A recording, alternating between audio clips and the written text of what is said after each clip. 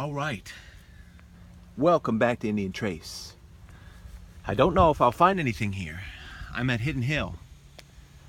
A little bit overcast, which is good. This is a Join the Hunt. I've got some artifacts that I found already. Don't know what I'll do in terms of sharing them with you right now. But we're going to do a little bit of Join the Hunt because 3 times now, the conviction of my conscience. Now, John Calvin once said he can do nothing more, as well as Martin Luther used to say the same thing. I don't know if Martin Luther got it from John Calvin. I don't know which way, or John Calvin got it from Martin Luther. I'm not sure on the dispensation here, but I want you to join the hunt here, and I want to share a couple thoughts, 5 minutes or so, because the burden of my conscience, for the nation, the United States of America, and try to keep things in the right order and try not to get ranting too much. But I know, just as much as Trump knew his audience when he said, and I will paraphrase, the most simple thing in the world, which most all Americans, I'm talking 90%, agree with the statements he made concerning the NFL. I mean, really, it's really simple. And I tell my sons the same thing I've told them before. If you're working a job, if you're mowing somebody's lawn, you mow it the way they want you to mow it, or they're going to fire you and you won't have any work. They're going to pay you money to do something the way they want it done. Since when, and this is where America comes in and where the NFL is going to take a huge hit, if not be rebuilt, destroyed. Thank God for the coach of the Dallas Cowboys.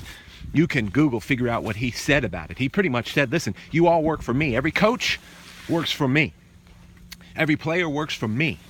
Therefore, the job that I want done, the brand that I want on the field, that's the brand you'll represent. If you do not, you're fired. I'm not going to pay you money working for my company to do something else. You can believe any way you want, but for me, even in my job, I do what they tell me to, and they pay me money for that. I mean, how hard is it?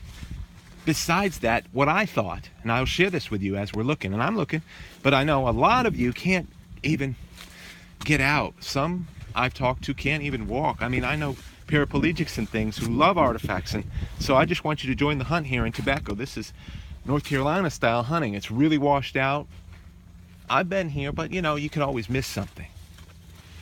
So back to the point is very simple to me. Our president's statements about the NFL were adored, rejoiced in. I mean, listen, go back 10 years and remember Whitney Houston singing the National Anthem to the NFL with the flyover of the F-18s. I'm talking, there was not a dry eye in the stadium, including players, for their stirred up sense of patriotism for this nation and how good and how great it was and what a great privilege. It hasn't changed. The nation hasn't changed one bit.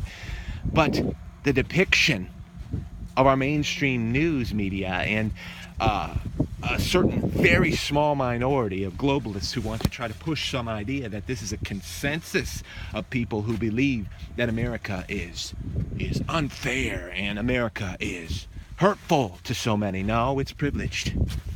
We've got a bunch of privileged NFL players now who, for the majority, are not educated. No, the majority. There are some who are very brilliant, who are educated indeed, have worked hard for it. But the majority, and that's 60 to 70%, are not educated. And then they want to persuade them to get into political statements and politics. And they're not educated. And half of them can't even tell you how many stripes are in the flag, let alone what the stars in the flag stand for. So most military, most veterans who support the NFL because of the virtue of the game, support our president completely. He's lost no approval rating. His approval rating, which they do not print, they do not even talk about, because it continues to rise, and it frightens the mess out of them. It should. The United States of America and Americana continues to rise. So this is very hopeful. I mean, I'm hopeful out here looking for artifacts. And another thing I want to say about the NFL, and I played football for 6 years. I'm not somebody talking who doesn't know. And then I played rugby and lacrosse. And listen, the interesting virtue of it all is that American sport, it's just a type in shadow. Sporting events and the Olympics and what have you were all brought into place as a training grounds for war to be honest with you. Even the Native Americans knew that. In terms of the aggressive style of the sport, it needs to stay there. It needs to stay there. Period. That's period. Because the fact that the North American Indians knew that, they are the ones who invented such games as lacrosse and hockey. And they were violent. And the Native Americans knew that when they played, there were often individuals in those games that got seriously hurt and that died. Oh, but they weren't crying over it. They knew that what they were doing is preparing these men, these young men, and their characters and their bodies for warfare. Because unfortunately, there are people in this world that hate us. People don't want to admit that. I promise you, whether or not you want to stand for the national anthem or not, that's not the point. But I'm going to promise you, what kind of American you are, it doesn't matter. Because a radical Islamic terrorist doesn't really care. You're an infidel. Now, I would say this to my own relatives who completely disagree with me on many aspects. But they don't care. They don't care whether you are a liberal or a conservative, of which I don't necessarily take the label for either. I'm an independent. Moreover, I'm a libertarian for sure. But we won't get into that. I have conservative roots, of course, because I'm a conservative Christian. But I'm going to promise you one thing. Many people who are your enemy, and you might not want to admit that, they don't care what you are, what kind of American you are. They just want you gone. They don't care. If you don't believe they don't care, go walking down the streets of Iraq, or go over to Afghanistan and wander around a little bit and try to make friends with people as an American. You won't keep your head very long. Why won't you keep your head very long? Oh, well, aren't they going to support the fact that you have all these wonderful, liberal, peace-loving ideas? It's not about that. It's that, unfortunately, in this world, because of fallen human nature, war exists, and we need to prepare ourselves to win. Not to survive, but to win. Win with the best ideas, first of all. Win with politics, second of all. To root out and eradicate hatred, and then to keep safe borders so that we can keep a nation that represents freedom, that represents a good life, happiness, fun, sports, games, even entertainment in the best of ways for our children. And that's probably long enough. We didn't find a live find on here. I do have some other finds, but I just wanted to get that off my heart. I want everybody out there to know that I completely support the comments and the statements of our president concerning the NFL. You know, in 1992 is when I stopped watching the NFL because I knew it was so distasteful to me that men, 50% or more of which have no father figure, suck up to the NFL as if it's some great, wonderful thing, and they were idolizing it, and it was disgusting to me. So many Americans already are moving in that direction. But these kind of statements, these kind of comments, I'm looking at a lot of Flint as we do a join the hunt here. These kind of actions by players, yes, just as Alex Jones said, this will be the death blow to them. And owners who are filthy rich who want to push some political agenda because they get more money from someone, we won't mention those sources, they're sick. They're sick living off the privilege of the United States of America, having gotten wealthy from the United States of America and turning around and biting the hand that feeds them. To me, it's the epitome of hypocrisy, and that was just on my conscience. So if I have any platform, if it's 5 people, if it's 10, then I'll share a little bit. Maybe there's something in it that you like or you think a relative will get something out of it.